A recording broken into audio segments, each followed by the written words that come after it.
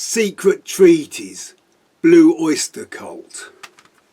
I had a friend at school who studied cool, and he was often the one that rode the zeitgeist. He bought the first punk singles, and he was the first person I knew who played in a real punk band. But on the other hand, he still liked Yes and ELP, long after I had moved on. He bought and lent me the first 3 Blue Oyster Cult albums. He really thought they were going to be the next big thing, but there was nothing on them to suggest they would write Don't Fear the Reaper. My friend was a lyrics man. He enthused about the twisted and ironic wordplay. But I was more into big musical gestures. I wanted faster, louder, more complex, more basic, more harmonious, more noisy. I was not looking for irony, but something more basic metal. Blue Oyster Cult had a Svengali-like manager who got them lots of music press. His line was that they were like the American Black Sabbath.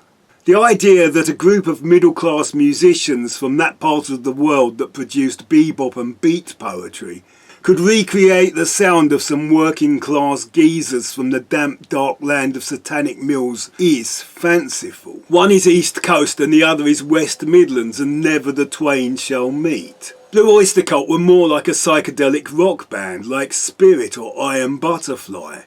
America had heavy bands, but Blue Oyster Cult were lighter than Mountain or the MC5 or even the Stooges. They could have sounded like the Alice Cooper Band, with better production. They did not use much distortion, and there was no distinct lead vocal. Often the singers would meld into soft harmonies. That all counted against them when I first heard them, but now that is what I like. Once I stopped wanting the first 3 Blue Oyster Cult albums to be heavy, I was then able to enjoy them for what they are. Witty songs with real melodies and harmonies, and clever guitars sometimes playing riffs, but also sometimes playing that Chuck Berry rock and roll, like Sylvian and Thunders in the New York Dolls, and like the British pub rock bands.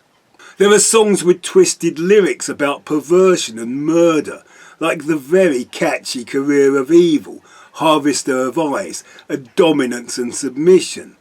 There is the epic Astronomy, which is almost prog rock, and the CD has their version of Born to be Wild. One of the things I like about them is the overall sound of the guitars, the harmony vocals, and the keyboards. The keyboards are quite prominent. You get lots of piano and you get lots of organ. With a bit better production, this album could have been up there with the best albums from Deep Purple and Black Sabbath and Led Zeppelin. Blue Oyster Cult, Secret Treaties.